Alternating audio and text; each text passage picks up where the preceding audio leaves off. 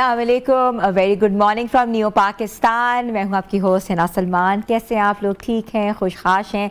वो सबसे बड़ी ख़बर आज क्या है? सबसे बड़ी ख़बर ये है कि पाकिस्तान के कहने पर अमेरिका ने जो है वो एक बार फिर जो है सीज़ फायर की जो ख़बर थी, सीज़ फायर का जो कदम था वो उन्होंने बढ़ाने का जो है वो इजहार कर दिया गया है और पाकिस्तान एक बार फिर जो है आलमी सफारतकारी की उफ़क़ पर जो है वो गामज़न हो गया है। और ये भी कहा गया है कि अमेरिकी सदर डोनाल्ड ट्रंप का पाकिस्तान की दरख्वास्त पर जो ईरान के साथ जो है जंग बंदी में तोसी का जो है ऐलान किया गया है। वज़ीर आज़म शहबाज शरीफ और फील्ड मार्शल सैयद आसिम मुनीर की दरख्वास्त पर जो है सीज़ फायर जो है वो किया जा रहा है और किया गया है। और ईरान पर भी हमला ना करने की जो है ये भी यकीन दिलानी कराई है कि कहा गया है कि अमेरिका ईरान पर हमला ना करे। अमेरिकी सदर डोनाल्ड ट्रंप का जो है ट्विटर पर आपने देखा है कि कल रात को एक पैगाम जारी हुआ है और अमेरिकी फ़ौज को हमले की बजाय नाकाबंदी जारी रखने का भी कहा गया है और हदायत भी दी गई है। तो बहुत बड़ी डेवलपमेंट न्यूज़ है, आपने देखा है वो इसलिए है क्योंकि मशरिक़ वस्ता के जो हालात थे वो दिन ब दिन जो है बिगड़ रहे थे और कल जो रात को जो है सीज़ फायर की तमाम शिकें जो है ख़त्म हो गई थी और अभी तक ये कहा जा रहा था जिस तरीके से अमेरिकी वफ़द का पाकिस्तान आने का जो प्लान था वो अभी जो है वो मौखर हो गया है। वो इसलिए हुआ है बिकॉज़ दूसरी साइड पर अगर हम बात करें तो ईरानी वफ़द की तरफ से अभी तक कोई भी पॉजिटिव न्यूज़ सामने नहीं आई कि वो पाकिस्तान आके जो राउंड 2 की टेबल टॉक्स में उसमें बैठेंगे। ट्रंप की जंग बंदी में तोसी की कोई अहमियत नहीं है, ये कहा जा रहा है। दूसरी तरफ अगर हम ईरानी मीडिया के हवाले से बात करते हैं, हारने वाला फरीक शराइत का हुक्म नहीं दे सकता और ये भी कहा जा रहा है कि नाकाबंदी का तसलसल बमबारी से मुख्तलिफ नहीं होगा। ईरानी स्पीकर के मुशीर मेहदी मोहम्मदी का कहना है कि ट्रंप की जंग बंदी जो है सरप्राइज़ अटैक के लिए एक और चाल है। अभी तक दोनों जो फरीकैन हैं, दोनों पार्टीज़ हैं, दोनों मुल्क जो हैं आपस में नेगोशिएशन टॉक्स के जो मरहले में दाखिल तो हो चुके हैं, मगर ये भी कहा जाता है कि ये टॉक्स जो हैं अगर फिर से कामयाब ना हुई तो अमेरिका की एक और चाल हो सकती है ईरान की तरफ हमला करने पे और ईरान की जानिब से पहल करने का जो है वक्त आ गया है। और वो ये भी कह रहे हैं कि अमेरिकी नाकाबंदी ख़त्म होते ही इस्लामाबाद मुज़ाकरात में शरीक होंगे। अक़वाम मुत्तहिदा ने ईरानी मंदूब सईद ईरानी का बयान जो है उसको कहा है कि उससे इशारे मिल रहे हैं कि अमेरिका नाकाबंदी ख़त्म करने को तैयार है। पॉजिटिव न्यूज़ तो आ रही है, डेवलपमेंटल न्यूज़ तो आ रही है, दोनों तरफ की कुछ ना कुछ चीज़ें जो हैं वो सीज़ फायर की तरफ लीड कर रही हैं और सीज़ फायर जो है एक बार फिर जो है उसका बाकायदा ऐलान कर दिया गया है और ये कहा गया कि पाकिस्तान की वजह से जो है वो सीज़ फायर में एक बार फिर जो है तोसी हुई है। अगर हम बात करें पाकिस्तान की तो पाकिस्तान की जो डिप्लोमेसी है और डिप्लोमेसी के साथ साथ जो बैक डोर डिप्लोमेसी है उसकी कामयाबी की वजह से जो है आज ये मुमकिन हो सका है कि दोनों फरीकैन जो है वो सेकंड राउंड के अंदर जो है वो दाखिल हो गए हैं और जंग बंदी के ऊपर जो है बाकायदा तौर पर नोटिफिकेशन भी जारी हुआ है।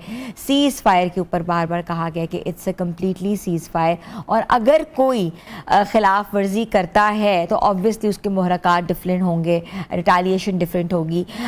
मगर अमरीकी नायब सदर जो है DG वैंस आज मुज़ाकरात के लिए पाकिस्तान पहुँचने वाले थे जो कि नहीं आएंगे, ये भी वाइट हाउस ने तस्दीक कर दी गई है।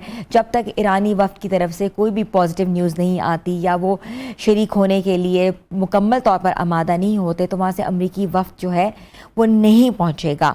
इससे कबल अमरीकी मीडिया रिपोर्ट के मुताबिक ईरान के जवाब ना देने पर मुज़ाकरात के दूसरे दौर के लिए JD वैंस का दौरा पाकिस्तान मौखर हुआ है। मीडिया से बाखबर अमरीकी हुकाम ने बातचीत की और कहा है कि JD वैंस का दौरा पाकिस्तान किसी भी वक्त दोबारा हो सकता है। आई थिंक जो कि सारी सिचुएशन सामने आई है, अमरीकी वफ़द जो है JD वैंस नायब सदर जो हैं और विटकॉफ जो हैं वो तैयार हैं जैसे ही ईरान की तरफ से या पाकिस्तान जो है मीडिएट करके इशारा देता है कि they are together for a table talk और अ नेगोशिएशन तो ऑब्वियसली राउंड 2 जो है वो शुरू हो जाएगा। तो फिर भी सेकंड क्रेडिट भी पाकिस्तान को जाता है, पहला राउंड का भी जो क्रेडिट है वो पाकिस्तान को जाता है। और पाकिस्तान ने भरपूर तरीके से जो इस्लामाबाद को सजाया है और आज भी इस कोशिश में है कि दोनों जो मुल्क हैं वो एक टेबल पे बैठ के जो है बात कर सकें और मुआहदा कर सकें, मुआहदे पे दस्तखत कर सकें और इस चीज़ का भी एहतराम कर सकें, ये जो जंग है ये ख़त्म हो जाए, क्योंकि इससे बहुत से ममालिक लपेट में आ रहे हैं। मशरिक़ वुस्ता आपने देखा है, जिस तरह यूएई है, सऊदी अरब है, कतर है, जहाँ मुख्तलिफ़ किस्म के अटैक्स हुए थे और अटैक्स की पाकिस्तान ने बार बार जो है वो इसको कंडेम किया था कि अटैक्स नहीं होने चाहिए। मगर आपको पता है कि ऑब्वियसली दो बड़े मुल्कों के दरमियान में जंग है, जिसकी वजह से मशरिक़ वुस्ता जो है वो भी प्रॉब्लम में आ रहा था। और पाकिस्तान जो है ऑब्वियसली डेमोग्राफिकली, स्ट्रैटेजिकली बहुत एक पावरफुल एमिनेंट है और चाहता था कि ये जंग यहाँ रुक जाए। और जिस तरीके से आपने देखा है, जैसे हमने बार बार ग्लोबल इकॉनमी का जिक्र किया, तो ग्लोबल इकॉनमी भी बहुत ज़्यादा बूस्ट हो रही है। इन्फ्लेशन लेवल देखें, पेट्रोलियम मसनूआत की चीज़ें देखें, और इसके साथ साथ जो रूट था, जो बेसिकली एक रूट है, स्ट्रेट ऑफ हॉर्मज़ का रूट है, जहाँ से 20% पूरी दुनिया को जो है तेल की सप्लाई होती है, वो भी बहुत ज़्यादा अफेक्ट हुआ है।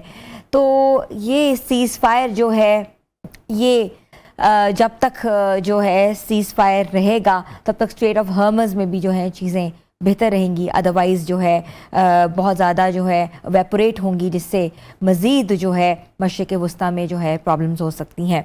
तो डेवलपमेंटल न्यूज़ के साथ साथ जो है एक और न्यूज़ जो है, आपको पता है जैसे पाकिस्तान दिन दुगनी रात चुगनी तरक्की कर रहा है, वैसे ही पाकिस्तान के बेटे जो हैं, पाकिस्तान की बेटियां जो हैं, वो पाकिस्तान का नाम रोशन कर रहे हैं। तो कामयाबी जो है सिर्फ आपको पता है सफारतकारी से नहीं आ रही, बल्कि खेलों के मैदानों से भी बहुत ज़बरदस्त कामयाबी जो है उसकी खबरें भी आ रही हैं। और पाकिस्तानी रनर्स ने एक बार फिर जो है बोस्टन मैराथन 2026 दुनिया की सबसे बावकार, सबसे बड़ी, सबसे मुश्किल मैराथन में शुमार होने वाली में अपनी सलाहियतों का लोहा मनवाया है। और पाकिस्तान में बैरून मुल्क मुकीम पाकिस्तानी कम्युनिटी से ताल्लुक़ रखने वाले 13 रनर्स ने इस मुकाबले में हिस्सा लिया है और कामयाबी समेटी है। लेकिन सबसे नुमाया कारकर्दगी दिखाई गई है कराची से ताल्लुक़ रखने वाले एक पुलिस कांस्टेबल ने, मोहम्मद अमजद अली जिनका नाम है, जिन्होंने सिर्फ 2 घंटे 42 मिनट 45 सेकेंड में रेस मुकम्मल करके तेज़ तरीन पाकिस्तानी रनर होने का एजाज़ अपने नाम किया है। Such a big contribution, such a big achievement, because obviously Pakistan के ऐसे तमाम लोग जो कि मेहनत करके आगे जाते हैं और खेलों के मैदानों में अपना नाम रोशन करते हैं, उनकी बहुत कंट्रीब्यूशन होती है, उनकी अनथक मेहनत होती है। और छोटे छोटे आपने देखा है कि हमने जब भी किसी भी एथलीट का इंटरव्यू किया है तो वो ये कहते हैं कि हमारा बेसिक मसला सिर्फ स्पॉन्सर है। पाकिस्तानी गवर्नमेंट जो है उसको सराहना चाहिए, पाकिस्तानी को जो है ऐसे तमाम स्पोर्ट्स पर्सन, ऐसे तमाम स्पोर्ट्स वुमेन जो है उनको जो खेलों के मैदान में बहुत अच्छा परफॉर्म कर रही हैं, उनकी हेल्प करनी चाहिए, ताकि इस तरीके से पाकिस्तान का जो है सॉफ्ट इमेज पूरी दुनिया में जो है वो जा सके। और जिस तरह के सॉफ्ट इमेज हमने ना सिर्फ सियासी मैदानों में अपना दिलाया है पूरी दुनिया में, वैसे ही खेलों के मैदान में पाकिस्तान किसी से पीछे नहीं है।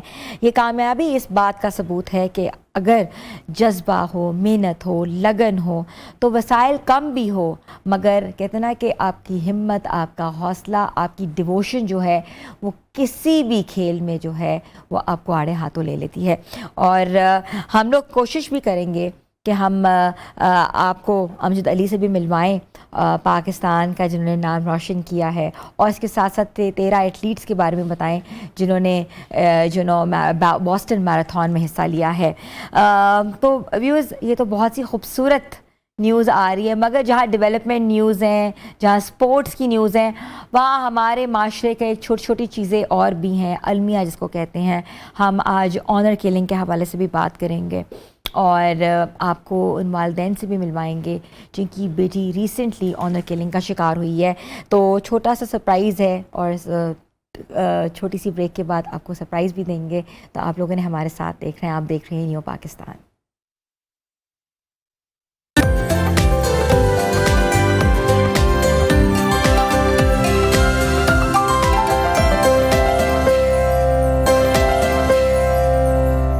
वेलकम बैक व्यूअर्स आज हमने जो सरप्राइज़ देना है वो सरप्राइज़ ये है कि हम सबको शौक़ है कि हम गोरे हो जाएं, हमारा कलर जो है वो बहुत ज़्यादा फेयरनेस की तरफ चला जाए और लोग हमसे पूछें कि भाई तुमने क्या किया है। और जो गोरी रंगत है वो हमारे माशरे का ना एक बहुत ज़्यादा अलमिया भी और टैबू भी बन चुका है।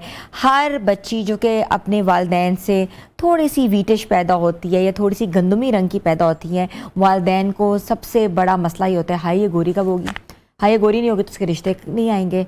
और सांवली लड़कियां तो वैसे ही नहीं पसंद की जाती। लेकिन ये जो गोरा कॉम्प्लेक्सेस हैं हम इससे कब निकल सकते हैं, और वो कॉम्प्लेक्सेस दूर करने के लिए हम ऐसी मार्केट और ओवर काउंटर क्रीम्स इस्तेमाल करते हैं कि वो गोरा होने की बजाय हमारा हाल करती है, जो ब्लेमिशेस लेकर आती है, जो पिगमेंटेशन लेकर आती है, जो हमारे पोर्स को ओपन कर देती है और कहीं कहीं पैचेस डाल देती है। तो आज हम उस गोरे रंगत की वजह से होने वाले जो मसाइल हैं उस पर भी बात करेंगे। और आपने देखा है कि जगह जगह जो है मुख्तलिफ ख़वातीन मुख्तलिफ टोटके दे रही होती हैं, तो वो भी हम देखेंगे कि जो टोटके होते हैं, रेमेडीज़ होती हैं, ये इफ़ेक्टिव भी होती हैं कि सिर्फ जो है हम लोग स्किन हैक्स के ऊपर बहुत सी चीज़ें देख रहे होते हैं, वीडियोस हम बार बार ऊपर नीचे कर रहे होते हैं और जो भी हमें कोई बता दे हम उसी वक्त वो लेप लगाना शुरू कर देते हैं। ना देखते हैं हमारा स्किन टेक्सचर क्या है, ना देखते हैं हमारी स्किन की कॉम्बिनेशन क्या है, ना हम देखते हैं कि ये चीज़ हम पे सूट करेगी कि नहीं करेगी। आज हम इस तमाम टॉपिक के हवाले से बात करेंगे और हमें ज्वाइन किया है आयशा तारिक ने, एस्थेटिशियन है जिनको मैं वेलकम कहती हूँ। अस्सलाम वालेकुम। वालेकुम अस्सलाम। कैसी हैं आयशा? ठीक है, अल्लाह का शुक्र है ना, आप सुनाओ? बिल्कुल ठीक ठाक। आयशा, रंग गोरा करने वाली जो वाइटनिंग क्रीम्स हैं बात तो बहुत होती है, मगर फिर भी सबसे ज़्यादा सेल इन्हीं वाइटनिंग क्रीम्स की है। हर बंदी उठती है, वो जो ओवर द काउंटर जाती है, उसको लगता है कि इस वाइटनिंग क्रीम में पता नहीं ये भी इस्तेमाल कर लें, ये भी इस्तेमाल कर लें, ये भी इस्तेमाल कर लें। उसका रिजल्ट क्या आता है? बहुत बुरा। क्योंकि ये जितने भी वाइटनिंग क्रीम्स हैं ना, मैं अपने सब क्लाइंट्स को, फॉलोअर्स को, सबको यही कहती हूँ कि जिस चीज़ के ऊपर लिखा गया है ना वाइटनिंग, ब्लीचिंग, उस चीज़ से दूर भागें। क्योंकि उनके अंदर क्या होता है, उनके अंदर मर्करी है, उनके अंदर स्टीराइड्स हैं, उनके अंदर ऐसे सारे केमिकल्स हैं जो कि आपकी स्किन को वाइटनिंग तो शायद टेम्परेरी देंगे, लेकिन वो आपकी स्किन को जितनी बुरी तरह तबाह करेंगे ना, वो आपको लेटर ऑन लाइफ में सफ़र करना पड़ता है। अब मेरे पास आती हैं क्लाइंट्स जिनकी स्किन पे बहुत बुरा मलाजमा हुआ होता है, और वो यही है कि 20s में हमने कोई फेयरनेस क्रीम्स और ये whitening creams, I am not going to take any names, लेकिन वो हमने यूज़ की थी और उसका नतीजा क्या हुआ कि वक्ती तौर पर तो शायद उनको फ़र्क महसूस हुआ, लेकिन लॉन्गर रन में उनकी स्किन तबाह हो गई।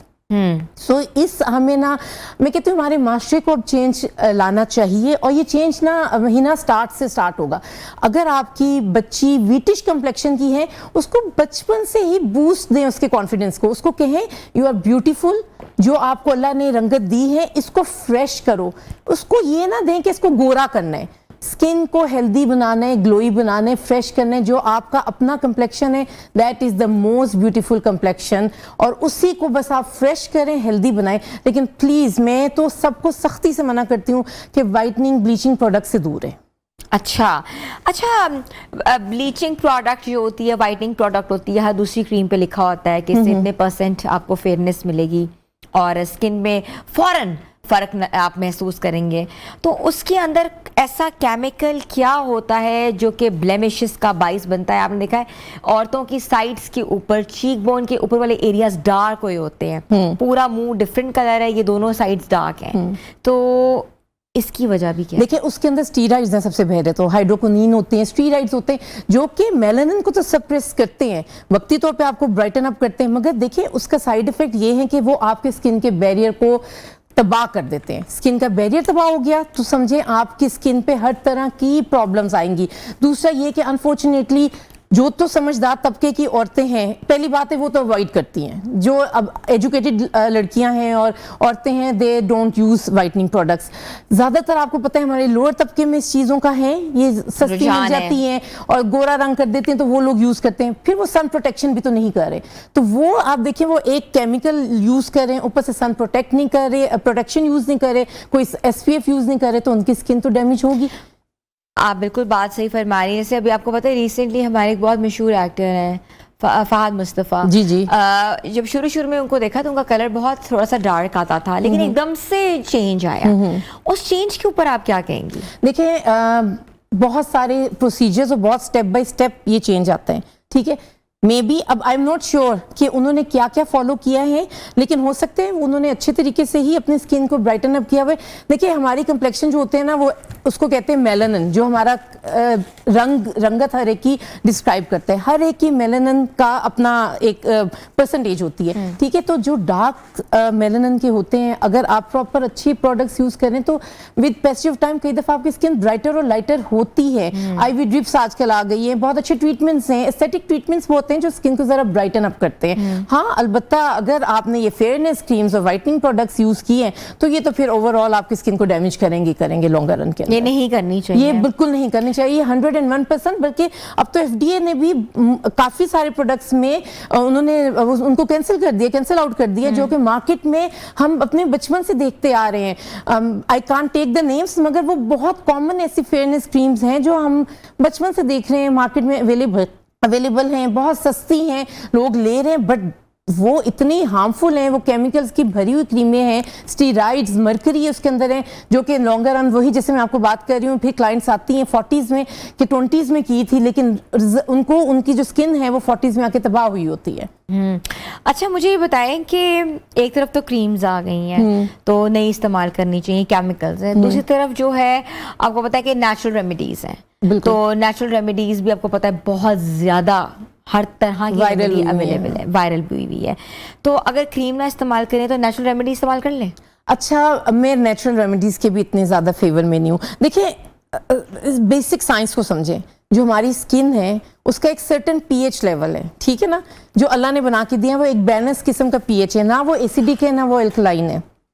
अब तो अगर हम कोई ऐसे प्रोडक्ट्स यूज कर रहे हैं जो हमारी स्किन के पीएच के मुताबिक है तो शायद वो बेनिफिशियल होंगे, मगर वो वही प्रोडक्ट्स होंगे जो साइंस बेस्ड प्रॉपर लैब में बने होंगे, जो स्किन केयर के प्रोडक्ट्स होंगे, जो कि स्किन के पीएच के मुताबिक होंगे। अब आप खुद सोचें कि जो हम रेमेडीज करते हैं, केला लगा लो, अब केले का पीएच और आपकी स्किन का पीएच क्या है? दूसरा, हमारा पोर साइज देखें, हमारी स्किन में जो चीज आपकी स्किन के अंदर नहीं जा रही उसने क्या काम करना है। मैं एग्जाम्पल सिंपल सी अपने क्लाइंट्स को भी देती हूँ कि देखिए, सुबह उठ के ना खाली पानी से मुंह धोएं और एक टॉवल से ना जरा रगड़ ले, ठीक है। शीशा देखेंगे ना तो वक्ती तौर पे आपको लगेगा बड़ा ग्लो है, चमक रहा है मुंह, क्यों? क्योंकि थोड़ी सी जो आपकी डेड स्किन है वो तो रिमूव हो गई ना। लेकिन क्या टॉवल से ऐसे रगड़ना मुंह को आपकी स्किन के लिए अच्छा है? नहीं। इसी तरह जो हम टोटके करते हैं उसके बहुत साइड इफेक्ट्स भी देखने को मिलते हैं। लेमन लड़कियां लगाती जी, विटामिन सी है। अब जो विटामिन सी लैब में बना है वो आपकी स्किन के लिए बना है, ठीक है, वो प्रॉपर उस तरह का स्टेबल फॉर्म है जो वाकई स्किन के अंदर पेनिट्रेट करेगा और इफेक्ट देगा। मगर क्या लीमू जो है उसका पीएच इतना एसिडिक है कि अगर आप ऐसे लगाएंगे तो आपकी स्किन का बैरियर तबाह हो जाएगा, और फिर वही बात है कि इची स्किन होगी, रेडनेस होगी, एक्नी फ्लेयर अप हो जाते हैं। रोजेशिया जो इतना कॉमन आजकल है, रेड जो चीक्स हुए होते हैं ख्वातीन के, उसमें बहुत हद तक ये टोटके जो है ना उनकी स्किन को तबाह कर रहे हैं, बैरियर को, जिसकी वजह से सारे प्रॉब्लम्स उनको फेस करने पड़ते हैं। फिर एग लगाना बड़ा कॉमन है, जिस स्किन टाइट हो जाती है। एग के अंदर सेमोलाइन नाम के का एक बैक्टीरिया है, अगर वो गलती से आपके अंदर चला गया तो आपकी गट का हो गया सत्यानाश। अच्छा, नहीं लगाना चाहिए, नहीं लगाना चाहिए। अच्छा, टाइटनिंग मास्क बनते हैं, जो टाइटनिंग मास्क आपके लैब में बन रहे हैं जो स्किन केयर के लिए, यू शुड यूज दोस। हम लोग करेंगे नेचुरल रेमेडीज में बात की क्या क्या नहीं लगाना चाहिए। आयशा, हमने छोटी सी ब्रेक पे जाना है, व्यूअर्स ब्रेक पे जा रहे हैं, आप लोग भी हमारे साथ रहें।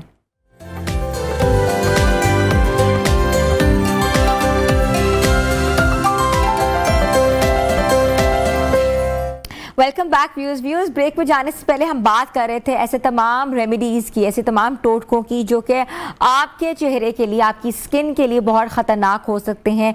हमेशा से ही जो वायरल वीडियोस हैं वो हम देख के फ़ौरन वो रेमेडी इस्तेमाल करते हैं, लेकिन समटाइम्स उसका रिएक्शन जो उसके बरक्स होता है। हर रेमेडी हर इंसान के लिए नहीं होती। आपको देखना है कि आपकी स्किन टाइप क्या है, आपकी स्किन के ऊपर ऐसी तमाम चीज़ें मौजूद हैं जो कि वो रेमेडी से रिएक्ट तो नहीं कर सकते, या उसके जो इफ़ेक्ट्स हैं वो रिवर्स तो नहीं हो सकते।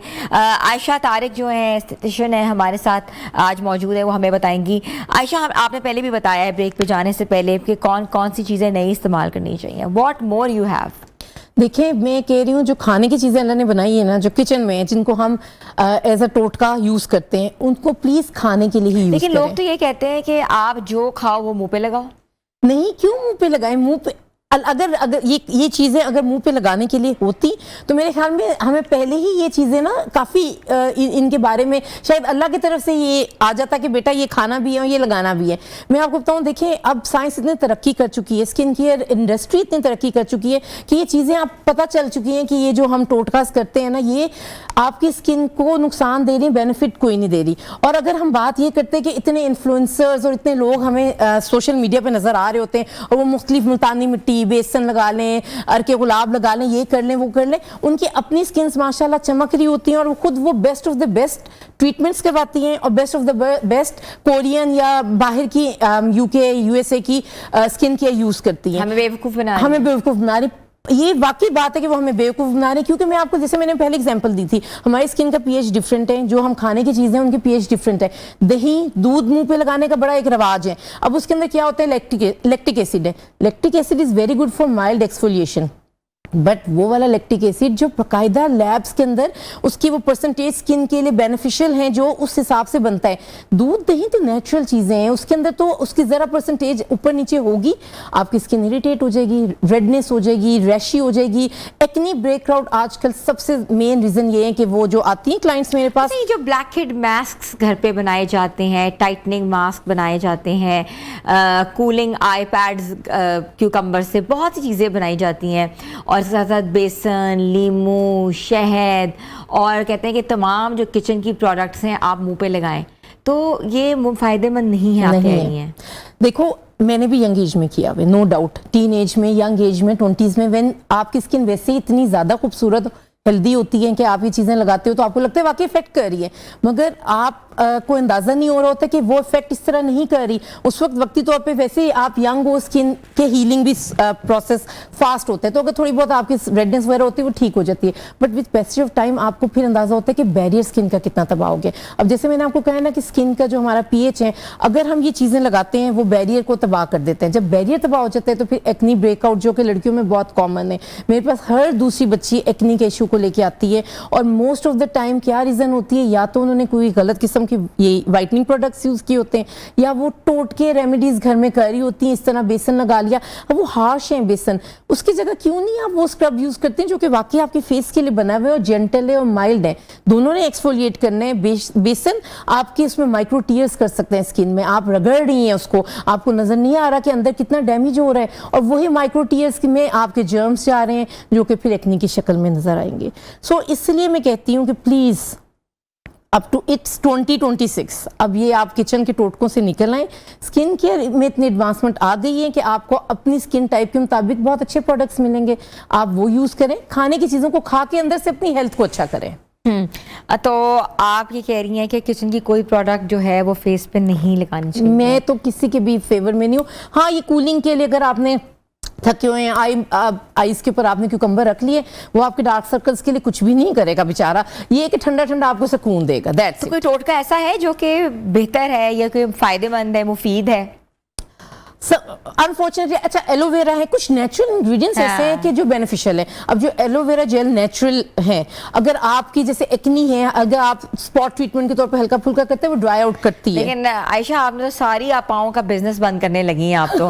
जितनी हमारी आपाएं आप देख रही हैं वो आती हैं अपने अपने पूरे किचन की जितनी भी अशियाँ वो लेकर आती हैं और बना बना के लोगों को सिखाती हैं, और लोग वाकई उन पे बिलीव करते हैं। अच्छा मजे की बात है, उन्हीं आपाओं के पेज के नीचे कमेंट्स में जाके देखे तो आधे लोग उनको बोल रहे होते कि आपकी ये रेमेडी, मैंने मलाई लगा ली मुंह के ऊपर, अगले दिन दाने निकल आए, मैंने बेसन से स्क्रब कर लिया, मेरी स्किन के अंदर रैश हो गया। सो वो ये इनके टोटके करके फिर हमारे पास आते हैं कि आप स्किन को ठीक करो। अच्छा, हेयर के साथ भी ऐसे ही, बालों के ऊपर भी आप कुछ ना करें? अच्छा मजे की एक बात और बताऊं, जब मैंने खुद अपनी स्टडी की है ना, ये 8 साल की मेरी जर्नी है जिसमें मैंने बहुत साइंस बेस्ड स्टडी की है स्किन को लेके और स्किन केयर को लेके और इन चीज़ों को, तो मुझे ये भी बात पता चली कि हेयर के कई ऐसे ऑयल्स हैं मार्केट में जो हम भी यूज़ करते हैं, उनका मॉलिक्यूलर स्ट्रक्चर इतना बड़ा है कि वो आपके हेड में पेनिट्रेट, स्किन से पेनिट्रेट नहीं कर रहे। अब आप समझें कि ऐसा ऑयल यूज़ कर रहे हैं जो कि आपके सर की जिल्द से अंदर नहीं जा रहा, तो वो तो समझे ऊपर की जिल्द को गीला कर रहे हैं सिर्फ, तो वो वक्ती तौर पे तो थोड़ा सा मॉइस्चराइजिंग इफेक्ट देगा ही देगा। असल चीज़ें हमें वो चाहिए जो पेनिट्रेट करके अंदर जाके काम करें। अब आपको मैं बताऊं, स्किन की 7 लेयर्स हैं, जो 7th लेयर है ना, वहाँ मेलानिन सेल्स हैं जो हमारी कंप्लेक्शन को डिस्क्राइब करते हैं। अगर हमने स्किन को ब्राइटन अप करना है, फ्रेशर बनाना है, तो हमने मेलानिन ऐसे प्रोडक्ट्स यूज करने जो मेलानिन को सप्रेस करे, वो ताकि हमारी स्किन लाइटन अप हो, ठीक है ना। 7th लेयर तक के आपके ख्याल में केले और दही और दूध और लस्सियाँ ये पेनिट्रेट करेंगी? वो प्रोडक्ट पेनिट्रेट करेगा जो कि लैब में इतने सारे फार्मासिस्ट और वो सारे उनके अंडर ऑब्जर्वेशन केमिस्ट वो लोग बनाएंगे जो कि 7th लेयर तक जाके काम करेगा। अच्छा आयशा, आपने एक बात की है कि जी घरेलू टोटके नहीं इस्तेमाल करने चाहिए, बहुत बुरे असरात आते हैं, मगर मार्केट में फेशियल्स, मार्केट में जो प्रोसीजर्स हैं वो बहुत एक्सपेंसिव हैं, हर बंदा उनको अफोर्ड भी नहीं कर सकता, तो बीच का क्या रास्ता है? बीच का रास्ता ये है कि आप बेसिक देखो, अब हर रेंज के स्किन केयर प्रोडक्ट्स अवेलेबल हैं। अब हमारे हाथ के अंदर एक चीज आ गई है जिसको हम कहते हैं सोशल मीडिया, जिसको हम कहते हैं गूगल, जो कि पहले जमाने में नहीं था। अब मेरे ख्याल में इतनी अवेयरनेस आ गई है कि आपको किसी चीज़ की भी इंफॉर्मेशन चाहिए तो वो आपके फिंगर टिप्स पे है, आप सर्च करो, आपको ट्रस्ट मी बजट फ्रेंडली भी प्रोडक्ट्स आपको मिल जाते हैं। बजट फ्रेंडली ट्रीटमेंट्स, ठीक है, एस्थेटिक ट्रीटमेंट्स अच्छी जगह से अगर आप करा रहे हैं तो वो एक बजट है उसका, ठीक है।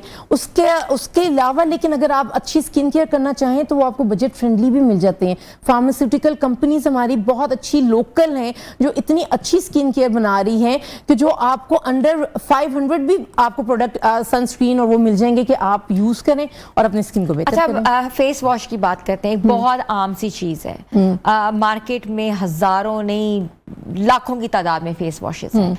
अब आपको पता है जिनकी फ्रेग्रेंस भी बहुत अच्छी वो भी है, डेमोलॉजिकल साइड के भी हैं। फेस वॉश कौन सा इस्तेमाल करना चाहिए, कंपनी बेस्ड के फार्मास्यूटिकल बेस्ड? अच्छा देखिए, फेस वॉश जो है ना, सबसे पहले तो आपने अपनी स्किन टाइप के मुताबिक यूज़ करना है। अगर आपकी ऑयली स्किन है तो उसकी और डिमांड है, अगर आपकी ड्राई और सेंसिटिव स्किन है उसकी और डिमांड है। अपने फेस स्किन टाइप के मुताबिक यूज़ करेंगे। और दूसरा, फार्मास्यूटिकल कंपनीज जैसे मैंने अभी कहा है उनके फेस वॉश बहुत एक्सीलेंट हैं। अब आपका बजट है, अगर तो आपका बजट है कि फार्मास्यूटिकल में आप लेना चाहते हैं तो बहुत ऑप्शंस है, मगर एक चीज का जो ख्याल रखना है ना, वो ये जरूर ख्याल रखना है कि अपनी स्किन टाइप के मुताबिक यूज करें। अब कई मेरे पास लोग आते हैं, मेरे क्लाइंट्स, जो कि सही प्रोडक्ट्स यूज कर रहे हैं, सही इंग्रेडिएंट्स यूज कर रहे हैं, मगर एक तो उनका वे ऑफ यूजिंग नहीं करेक्ट, दूसरा वो कई दफा उनकी स्किन टाइप के मुताबिक नहीं है, वो प्रोडक्ट्स यूज कर रहे हैं और वो कह रहे हैं कि ये सूट नहीं कर रहा, हालांकि उस प्रोडक्ट के कोई फॉल्ट नहीं है, वो आपकी स्किन के लिए बना ही नहीं है। सो आपने जो भी प्रोडक्ट यूज करना है ना, फेस वॉश ले लें चाहे मॉइस्चराइजर ले लें, ये दोनों मेन इंग्रेडिएंट्स है जो आपने अपनी स्किन टाइप के मुताबिक लेने। फार्मास्यूटिकल ले लें, अगर बजट ज़्यादा है, कोरियन ब्रांड्स बहुत अच्छे हैं, आप उनका ले लें। मतलब it's all depend upon your budget और आपको हर बजट में अच्छे मिल जाते हैं। डेली स्किन केयर रूटीन क्या होनी चाहिए?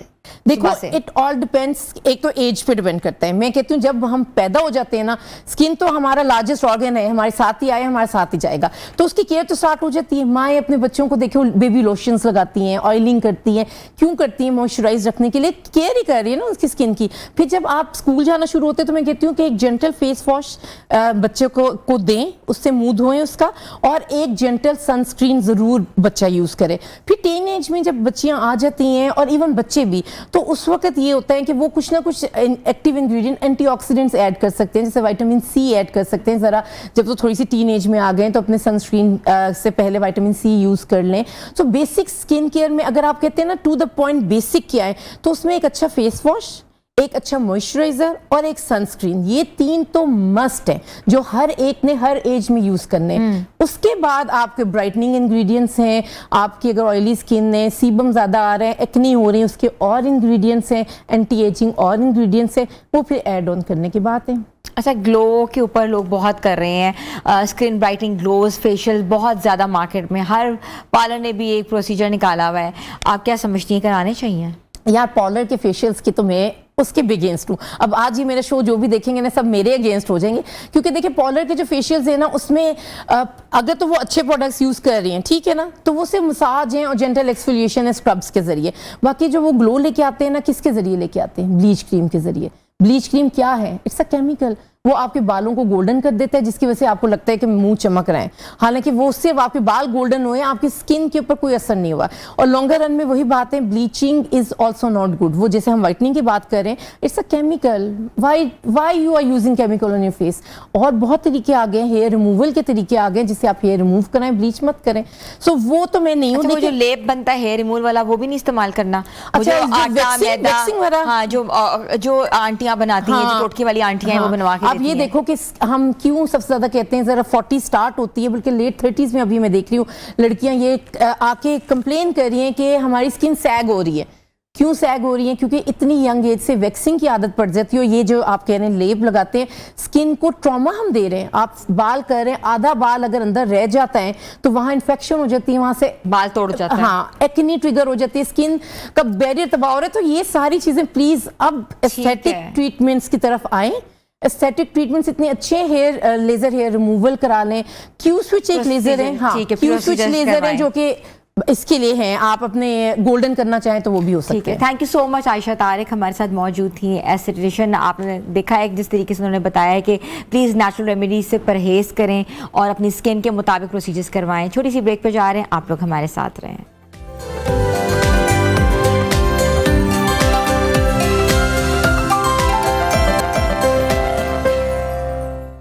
Welcome back viewers. आज हम एक इम्पॉर्टेंट इशू पे बात करने जा रहे हैं जो कि एक माशरे में एक बहुत बड़ा अलमिया ये है कि जब दो लोग एक दूसरे को पसंद करते हैं और उस पसंद की वजह से जो है एक शख्स सबसे ज़्यादा मुतासर होता है, कि इतना मुतासर होता है कि उसकी ज़िंदगी ही उजड़ जाती है, पूरा घर जो है वो उसके कहते कि ज़ेरे ताब आ जाता है।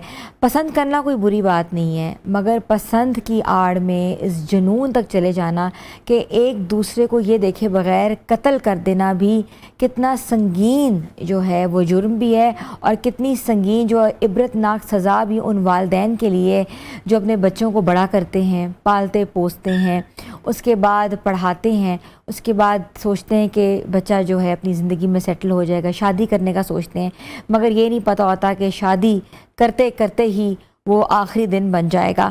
तो आपने देखा कि रिसेंटली 2, 4, 5 पिक्चर्स और वीडियोस वायरल हुई सोशल मीडिया में।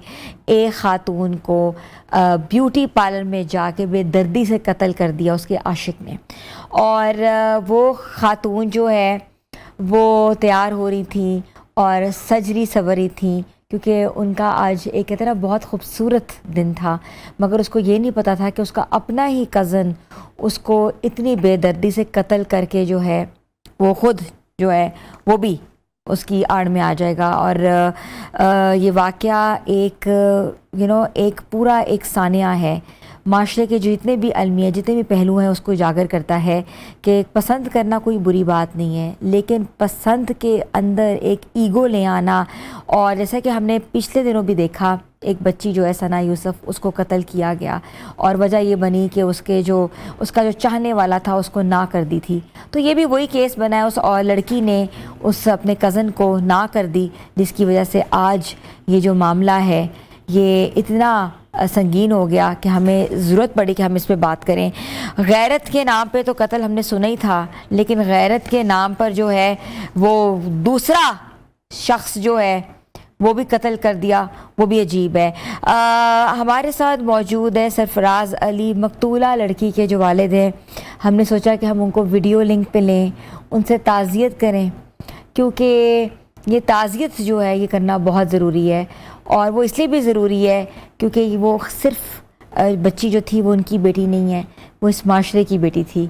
ऐसा क्या हुआ, क्यों हुआ और किस नहज तक पहुंच गए, तो आज हम उनसे बात करते हैं। सिद्रा के वालिद हमारे साथ मौजूद हैं, सरफराज साहब। अस्सलाम वालेकुम सरफराज साहब। वालेकुम सलाम जी। सरफराज साहब, सबसे पहले आपके साथ मेरी वो कंडोलेंसेस हैं, बहुत अफसोसनाक वाक़या है, अल्लाह ताला उसको जन्नत में जगह दे। क्या हुआ था बच्ची के साथ?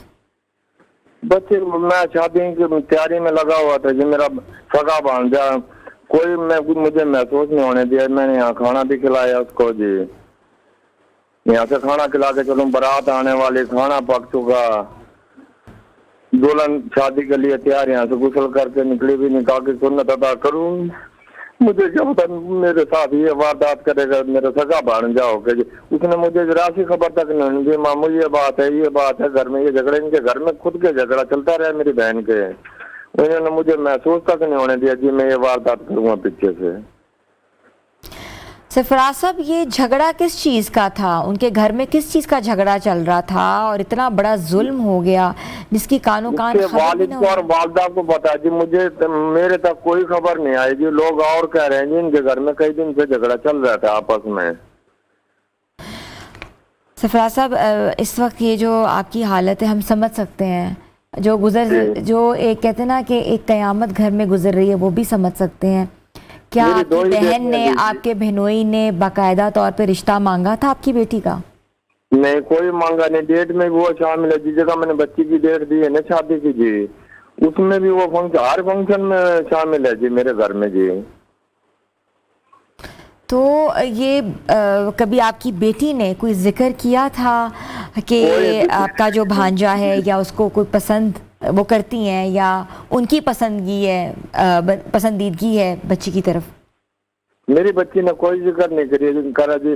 बस इतना कहती थी मेरी पुप्पो को मेरे घर ना आने देकर, अब ये हमारी मुखालफत करती है जी, मेरे पीछे लगी रहती है, ये हर बात में टोक करती है जी, मेरे साथ ऐसा जुल्म करते। जो चीज मेरी बच्ची लेना चाहिए वो मना कर देती थी। तू क्यों कर रही है, तू कैसा क्यों कर रही है, हर बात में वो उसके पीछे लगी रहती थी जी।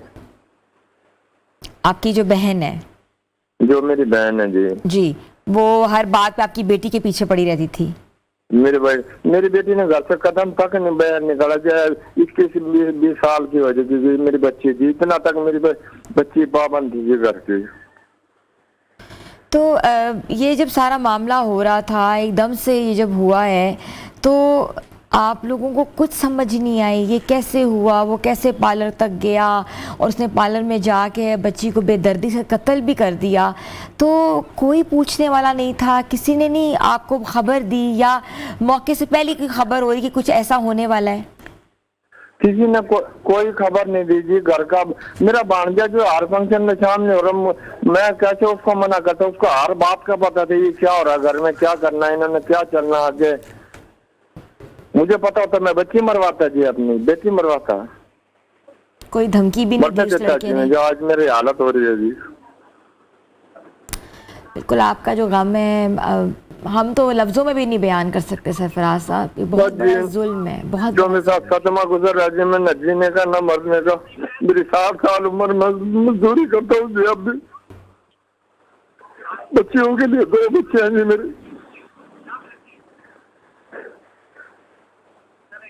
2 बच्चे हैं जी मेरी, एक रहेगी जी। अब पता नहीं क्या होगा अंजाम मेरा, आगे क्या करेंगे ये लोग मेरे साथ, मुझे भी मारेंगे, मेरी बच्चियों को भी मारेंगे।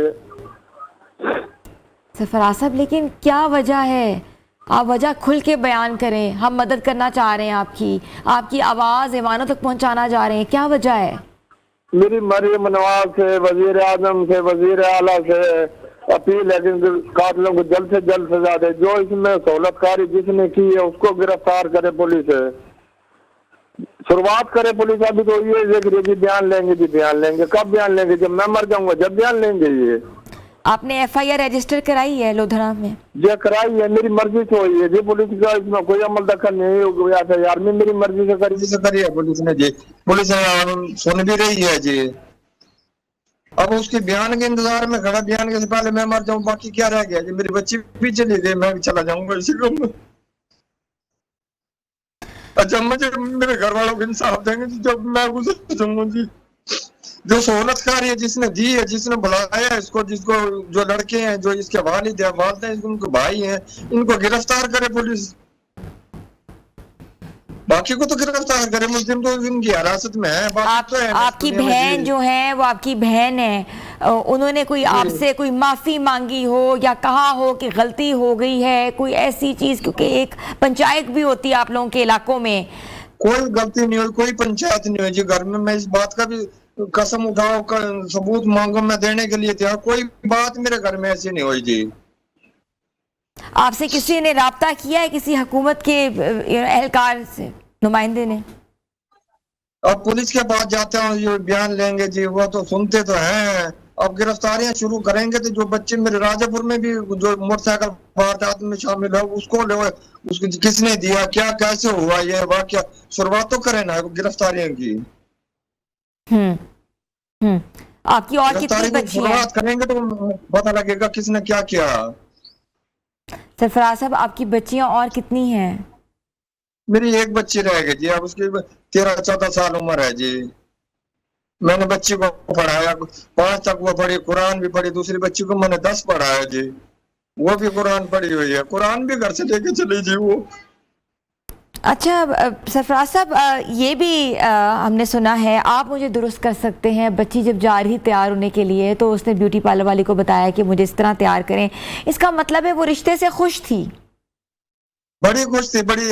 घर से शॉपिंग का जो सामान होता है मेकअप का, जोड़े का, वो घर से खुद बैग लेके चली है यहाँ से जी, और खुद तैयारी करी। उसने खुद मेहंदी, उसका शौहर का नाम लिखवा, जिससे शादी करनी थी उसका नाम तक उसने हाथ पे लिखवा रखा था जी। तो इसका मतलब है कि उसको पता ही नहीं था उस बच्ची को कि उसके साथ होने क्या वाला है? होने क्या वाला है जी, वो उसको पता होता है या मुझे पता होता है, मैं बच्ची को मरवा देता है जी। मैं इतना वो बेसंग दिल हो गया जी, जो मैं बच्ची को मरवा देता अच्छा, जी। मैं आपसे ये पूछना चाह रही हूँ कि आपकी आखिरी बात क्या हुई सिद्रा से? कब आपने उसको टेलीफोन किया या कब पूछा कि तुम तैयार हो गई हो, या बारात का क्या टाइम था? बारात का तो मैंने 4 बजे का दिया था। बारातों में टाइम अक्सर ये वो नहीं आया हो जाता, बारात नहीं आती। मैं जब गुजरा ना सामान लेके हाल के लिए, तो बारात वाले बैग दूल्हा गाड़ी में बैठ चुका था। खाना तैयार था, वलीमा जो जिस हाल में मैंने करा था इंतजाम, वो भी तैयार था। मेरी बच्ची पर मैंने फोन करा, बच्ची बेटी तू पहुंच गई? पर जी अब वो पहुंच गई। उसने अपने चाचू को फोन करा, चाचू मुझे 10 मिनट बाद में तैयार हो जाऊँ, मुझे लेने जाओ। अब क्या पता उसको जनाजा लेने आना वो। सरफराज, अब वाकई आपका जो दुख है इस वक्त वो बहुत बड़ा है, कई बड़ा है। आप जिस तरह बात भी कर रहे हैं, बड़ा आपके अंदर हौसला है, हिम्मत है। आपका दुख वो ही समझ सकता है जिसके ऊपर गुजरी हो, लेकिन हम भी आपके दुख में जो है बराबर के शरीक हैं। वालदा क्या है? वालदा ठीक हैं? कैसी तबीयत है उनकी? बस जैसे मेरी हालत है जी। अब लड़कों ने क्या कर टिकटॉक बना रहे, उसमें डाल रहे, मेरा दिल और भी दुखा रहे, वीडियो वायरल कर रहे। अल्लाह, पुलिस उनको भी नहीं पकड़ रही। ये तुम इसके साथ कर क्या रहे हो? एक तो हादसा गुजरा, अब इसको और भी मजाक उड़ा रहे हो तुम। यही लोधरा के राजापुर के लड़के हैं जी, उनको भी नहीं गिरफ्तार कर रही पुलिस। ये तो मैं बहुत दरखास्त तक दिया है, बहुत गलत है। पुलिस को। सोशल मीडिया पे तस्वीरें, सोशल मीडिया पे वायरल ये टिकटॉक्स बना के, और आपके क्या घरों में भी आ रहे हैं? घरों में तो सारे तो कुछ देख रहे हैं जी, क्या करूं मैं? वीडियो वायरल कर रहे हैं, मैं देख रहा हूँ बैठा। मैं दरखास्त तक कल पुलिस को दिया, अभी इनको उठाओ। सरफराज साहब, बिल्कुल ये बात आपकी वजह है, बिल्कुल बिल्कुल आपकी वजह है। सख्त से सख्त सजा देनी चाहिए। और उसके बाद सीएम साहिबा मरियम नवाज साहिबा अगर आपका ये केस सुन रही हैं हमारे ही तवज्जुद से, तो प्लीज इस केस के ऊपर वो कोई एक्शन लें और खुसूसी एक टीम जो है भेजें ताकि आपको इंसाफ मिल सके। और ये एक बच्ची की नहीं है, ये पूरे बिल्कुल बेटी सांझियां हैं, सबकी बेटियां एक जैसी हैं। और उसके साथ साथ सोशल मीडिया पे ट्रोलिंग हो रही है, उसके अगेंस्ट भी सख्त से सख्त उनको सजा दें। और उसके साथ साथ झूठे इल्जाम लगाए जा रहे हैं सिद्रा के ऊपर कि लड़के को लारा लगाया हुआ था, या लड़के के साथ जो भी गलत किस्म के ताल्लुकात के ऊपर भी जो बातें हो रही हैं। आपने जो है सामने आकर ये चीज जो है ये वाजे कर दी है कि आपको ना पता था रिश्ते के बारे में, ना किसी चीज के बारे में, बल्कि उनका पूरा खानदान जो है वो आपके साथ हर फंक्शन में मौजूद था। तो सरफराज साहब, आप क्या कहना चाहेंगे ईवान बाला से या हुकूमत से? मरियम नवाज से जी, डीपीओ साहब से जी, आर्मी चीफ से जी, मेरे जल्द से जल्द कातिल को सजा दे। जो ये वीडियो वायरल कर रहे हैं इनको पुलिस जल्द से जल्द पकड़े, इनको सजा दे जी। पुलिस जी इनको भी पकड़े जी। इसी के बच्चे के साथ कर रहे हैं, ये बच्चे हमारे नहीं है जी, इनके बहने नहीं है घर में, इनके माँ क्या मेरा मजाक उड़ा रहे। एक तो मैं, मेरी बच्ची कत्ल होगी, मैं उस गम में हूँ जी। मेरी वीडियो बना बना के मैं सोशल मीडिया पे वायरल कर रहे जी। सरफराज साहब, इंशाल्लाह बेहतर होगा। अल्लाह ताला आपको सब्र दे, हौसला दे। आप एक बहादुर बेटी के बाप हैं, और ये ऐसे रिश्तों में ऐसा हो जाए तो समझ ही नहीं आ रही। मगर हमारे साथ मिराजुद्दीन है, हमारे नुमाइंदे लोधरा से। मैं चाहती हूँ कि मैं उनके पास भी जाऊँ और उनसे पूछूँ कि ये वाक़या जो है इसके पीछे क्या अभी तक तहकीकात हुई है। जी मिराजुद्दीन साहब।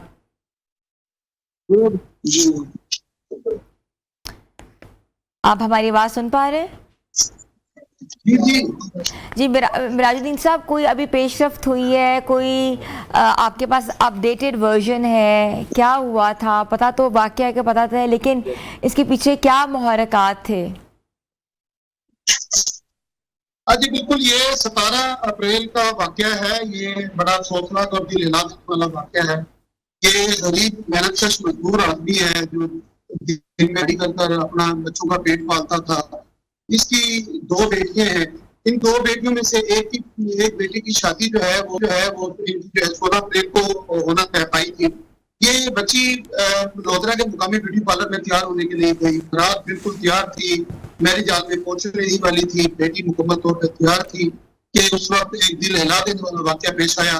मुदस्सर जो इसका फर्स्ट कजन है वो मौके पे ब्यूटी पार्लर पहुंचता है। एक दफा वो अंदर दाखिल होता है तो ब्यूटी पार्लर वाले लोग उसको बाहर निकाल देते हैं, लेकिन उसके बाद कुछ ही लम्हे के बाद वो दोबारा से मतलब वो ब्यूटी पार्लर में दाखिल होता है। उसकी CCTV फुटेज भी हमें मिली।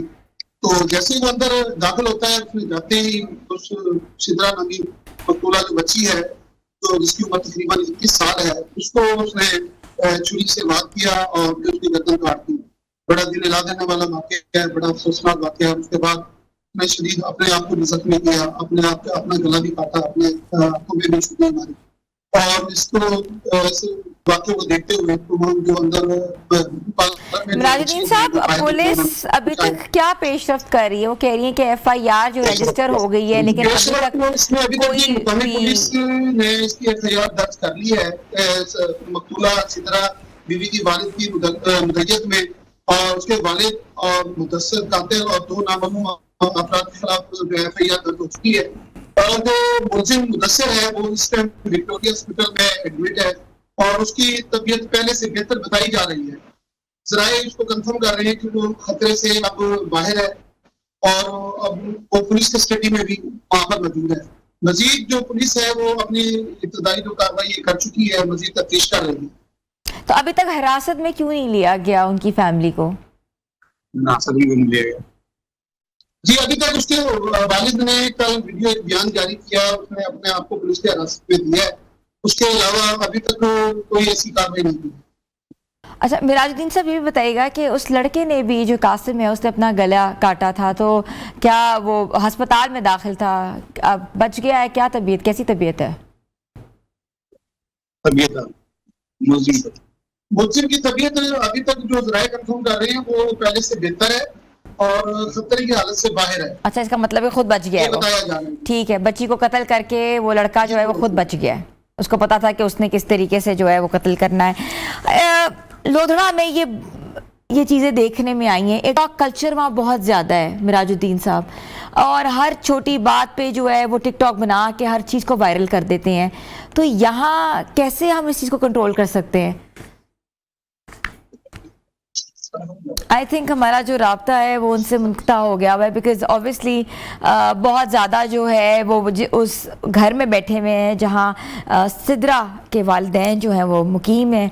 और आपने देखा कि जो सारा वाक़या हुआ है, इसने वाकई एक तरीके से एक तरह से माशरे को झंझोड़ दिया है कि ऐसा भी हो सकता है कि एक बच्ची जो कि तैयार होने गई है और उसका अपना कज़न, जिसने ना कोई रिश्ता भेजा, ना कोई बातचीत की, ना उसके वालिद को पता, और बेदर्दी से उस लड़की को कत्ल कर दिया। और वो बच्ची तो अब चली गई इस दुनिया से, लेकिन इतना बड़ा सवालिया निशान छोड़ गई हमारे माशरे के ऊपर कि आज भी ये जो ऑनर किलिंग है, एक तरीके से खातून, बच्चियाँ क्या महफूज हैं? क्या हमारी बच्चियां महफूज हैं? ये बहुत बड़ा सवाल है कि हम अपनी बच्चियों को किस तरीके से महफूज बना सकें, ताकि कोई ऐसा वाक़या जो कि सिद्रा के साथ हुआ है, जो कि सना यूसुफ के साथ हुआ, वो आज के बाद ना हो सके। और उसके साथ साथ ऐसे तमाम लोग जिनको शर्म आनी चाहिए, उनके अंदर गैरत है कि जिसकी बच्ची मर गई है उसके घर में जाके या घर से बाहर उसको देख देख के टिकटॉक बना रहे हैं और गलत किस्म के इल्काब से उस बच्ची को पुकार रहे हैं। कुछ शर्म कर लें, कुछ हया कर लें। आपके सबके घर में बच्चियाँ हैं। आज सिद्रा है तो कल आपकी हो सकती है बच्ची। तो हमें इस चीज़ को यहीं रोकना है। और मैं दरख्वास्त करती हूँ सीएम साहिबा मरीम नवाज साहिबा से, जो कि ख़वातीन के ऊपर बहुत कहते हैं ना कि बहुत काम भी कर रही हैं और ज़ीरो टॉलरेंस है उनकी ख़वातीन की हरासमेंट के हवाले से। और हिना भट्ट साहिबा जो कि स्पेशली विमेन प्रोटेक्शन के हवाले से भी बहुत पेश है, बहुत ज़बरदस्त काम कर रही हैं। तो इस वाक़े का नोटिस लेना चाहिए। It's a request to all people out there जो कि वाने बाला में बैठे हुए हैं कि प्लीज़ इस वाक़े का नोटिस लें और उन वालिदैन को जो है वाकई उन वालिदैन को सिर्फ सब्र के अलावा जो है उनको इंसाफ मिलना चाहिए और उनको इंसाफ दिलवाया जाए, तभी इस माशरे की तस्कीन हो सकती है। व्यूअर्स, छोटी सी ब्रेक पे जा रहे हैं, आप लोग हमारे साथ रहें।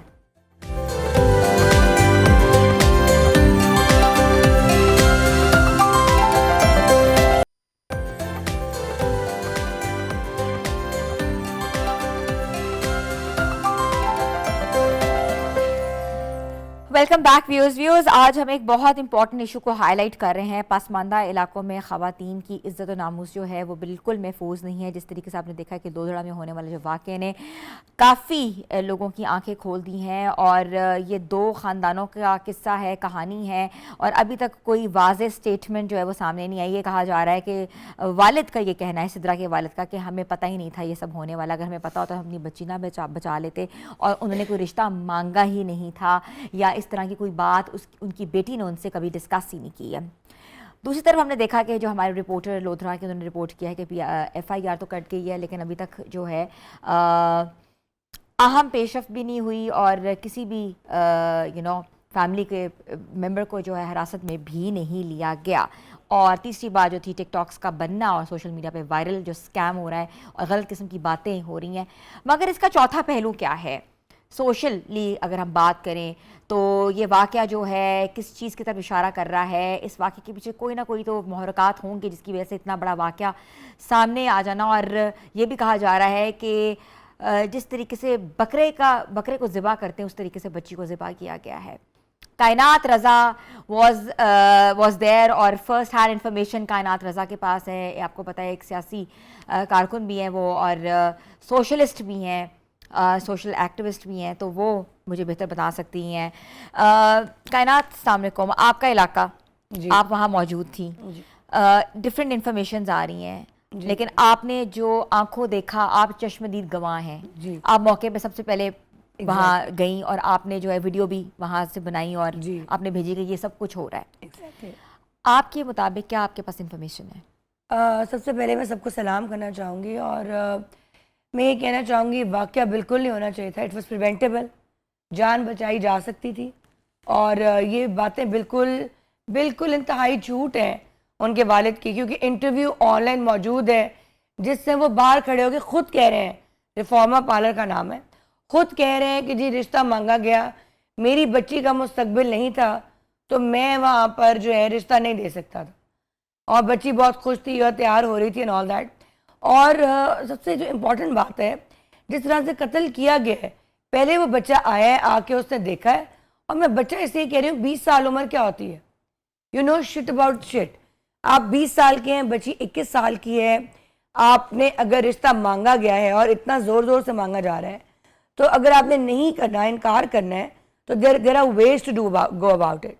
लेकिन वहाँ पे कोई सिक्योरिटी नहीं थी, कोई गार्ड नहीं था। जो आपका सैलून है उसके बाद एक छोटा सा गार्ड भी जो होता है ना, जिसके बाद बेशक ना चलती हुई गन भी हो, वो भी डराता है कि यार कोई बंदा खड़ा है। और दिन दिहाड़े, अभी मगरिब का वक्त नहीं हुआ था, इट वॉज डे लाइट। उसके बाद वो डे लाइट में आया, आके उसने दरवाज़ा खोला, चेक किया, उसकी लड़के की पुप्पो अंदर ही बैठी थी कमरे के अंदर, पार्लर अंदर से लॉक था। वो पहली दफ़ा नॉक किया, ऑब्वियसली पेरेंट्स को पता था। लोगों ने मुझे बहुत कॉल आउट किया मेरे सोशल मीडिया पे, क्या आपने पेरेंट्स को क्यों इन्वॉल्व किया है? बाप के लिए छापे मारी है पुलिस, DPO साहब ने, तारिक साहब ने बहुत कोऑपरेट किया है, बहुत ज़्यादा इसको फर्स्ट हैंडेडली लिया है। लेकिन बाप अगर मफरूर क्यों है फिर? अच्छा, अगर वो नहीं इन्वॉल्व था या उसे कोई डेटा नहीं है, वो नहीं जानता था, बाप मफरूर है, वो मिल नहीं रहा, उसके ऊपर FIR काटी जा चुकी है, वो तो उसी दिन काट ली थी हम लोगों ने। जब वो अंदर में गई हूँ तो एक सैलून की जो चेयर होती है उससे बच्ची बैठी हुई है यूँ, आप अगर आपने इमेज देखी है, मैंने अपने सोशल मीडिया हैंडल पे लगाई है, कायनात रज़ा ऑफिशियल पे आप देखें लगी हुई है, वो यूं लेटी और यहाँ छुरी मारी है, पहले उसकी ब्रेस्ट को काटा गया है, वो अटैक किया गया है। और वो हमारे इलाके के, क्योंकि छोटा इलाका है जो जहाँ से हम लोग ईद पे छुरियाँ तेज़ कराते हैं, वहाँ से 2 बड़े बड़े प्रॉपर छुरे तेज़ करवा कर आया है, जिससे इंसान को ज़िबा करते हैं ना बकरे को, तो ला के फिर उसको थोड़ी देर तो लगी होगी ना इंसानी गला काटने में, ज़िबा करने में आपको वक्त तो लगता है। प्रॉपरली ज़िबा किया है, बच्ची तो मौके पे ही फौत हो गई है बेचारी, शहीद मैं उसे कहूँगी हो गई है। और बाद में वहीं खड़े होकर अपने आप को भी ज़िबा किया है, ही इज़ अलाइव, वो अच्छा, अलाइव बाप ने है। ज़िबा की है? नहीं, लड़के ने खुद आगे पहले उसको ज़िबा किया है। उसको पूछा है तो मुझसे बगैर मुझसे शादी नहीं करी, अब खुद शादी करे जा रही हो, पहले वो कुछ भी नहीं बोली, और फिर ही स्टैब्ड हर वंस, और फिर दोबारा तो ज़िबा किया प्रॉपर, फिर दोबारा अपना साइड पे गया, वो मर गई प्रॉपरली देख के, फिर अपने आप को प्रॉपरली ज़िबा किया। लेकिन खुद 1122 फौरन आ चुकी थी, बचा लिया गया। He is still alive and he is in Victoria hospital in Bahawalpur. और बाप से जब बयान लिया बाहर आके, तो बाप ने हमें बताया है कि रिश्ता ही मांगा गया है, मैंने नहीं दिया, दिस एंड दैट। और वो बच्चा कोई ऐसा मुजरिम बच्चा नहीं था, he was a normal kid. मेरे साथ उसकी काफ़ी सारी कैंपेन्स में वीडियोज़ हैं, काम करता रहा हमारे साथ एज अ पॉलिटिकल वर्कर। या अच्छा, हाँ, नॉर्मल है, मैं आपको किस दिखा हल्के से? सकती हूँ। आप ही के हल्के से करता है? Obviously मेरे हल्के से है, ठीक है। NA-161 से, हाँ। और हमारे साथ काम करता रहा है, हमारे आगे पीछे फिरता रहा है। कोई साइकोपैथ नहीं था, कोई ऐसा मसला मुझे नहीं नजर आया। लेकिन ऑब्वियसली जो सोसाइटल एक बन गया कि पसंद की शादी, जो मैं पहले भी आपको कह रही थी कि पसंद की शादी एक टैबू बन गया। अब लोगों को चाहिए फाइनेंशियल, और सगा उसका फुफ्फो का बेटा है, और दरवाज़ा खोलते हैं अंदर से, वो दरवाज़ा भी नॉक किया है तो फुफ्फो ने दरवाज़ा खोला है, उसकी माँ ने? लड़की की फुफ्फो ने, यानी कि हाँ शायद कोई और होगी, हाँ, उनकी ठीक है, खाला, ठीक है, उनकी कॉमन खाला थी, ठीक है, लड़के की फुफ्फो और लड़की की खाला। शी ओपन द डोर हाँ, and he came in and he barged in and he started killing them. So the idea is this कि अब हमने जो आगे मैं आपको बताती हूँ वाकया, तो आपको पता चल गया। आगे जो पेश रफ्त की है, मैं इसकी भी फुटेज मौजूद है। मैं कमिश्नर साहब के पास गई, अशरफ साहब के पास, हम लोगों ने एक लिस्ट निकाली है। हम सारे के सारे सैलॉन्स के ऊपर जो है चेक एंड बैलेंस करने लगे। कैमराज नहीं थे, रिसेप्शन में कैमराज लगाएंगे, गार्ड्स रखवाएंगे। छोटे छोटे गली मोहल्लों में जो इस तरह के डेंजरस सैलॉन्स हैं उनको बंद करा रहे हैं। DPO साहब ने भी सिमिलरली एक लिस्ट मंगवाई है जिसके अंदर रिकॉर्ड कीपिंग की जाएगी, बुक कीपिंग की जाएगी, क्योंकि कुछ एहतियाती तदाबीर तो होनी चाहिए ना, बुक कीपिंग की, रिकॉर्ड कीपिंग की, गार्ड की। कायनात आप बिल्कुल सही कह रही हैं। एक वाकया है, कानून है मगर इम्प्लीमेंट नहीं होता। हाँ, ये देखें आप, क्या आपको लगता है कि इसके ऊपर बहुत हमने बहस करने की जरूरत है? देखिए ना, हमने फिर बहुत बहस की। मैं तो आपको पता है, आई वाज लेट टुडे, मैं ये काम ही करती रही। I can show you my phone. अभी भी आने से पहले मैं लोधरा के अपने PRO से बात कर रही थी। When I work for something, मैं उसके ऊपर काम करती हूँ फिर पूरा। जब मैं पहले भी आई थी, मैंने आपको बताया था, आई एम नॉट द वन। मैं नहीं चाहती कोई बच्चा है या बच्ची है गलती होगी क्रिमिनल बन जाए, नो। लेकिन इतना बड़ा सान्या हो जाना, अभी भी मैं कह रही हूँ कि वो एक नॉर्मल बच्चा था, तो रिश्ता दे देते। इंतजार, लड़की भी कोई 19 साल की, कोई बूढ़ी तो नहीं हो रही थी घर बैठे बैठे। तो हमारे छोटे इलाकों में ये जो कल्चरल और सोशल नॉर्म्स को कंबाइन कर दिया है, जो कि इंडिया के और हमारे रिलीजन तो कहता है कि अगर पसंद है तो शादी कर दें। अच्छा, आपको आप बताइए, लड़की को पसंद था वो लड़का? अकॉर्डिंग टू देम नहीं था, लेकिन अब मुझे ये समझ नहीं आती जब मैं पूछती हूँ, अब लड़की जिंदा नहीं है, किससे पूछूं? लेकिन बगैर वन साइडेड लव में इतना कत्ल और इतना लेकिन अल्लाह माफ़ करे, जानने वाली रूह है, ठीक है।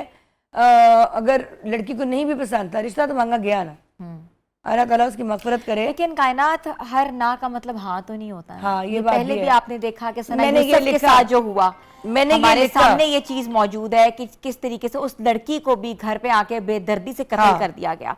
तो हर ना हाँ में तब्दील तो नहीं हो सकती। हम यहाँ कैसे ये चीज रोक सकते हैं? मैंने भी ये लिखा कि नो मीन्स नो।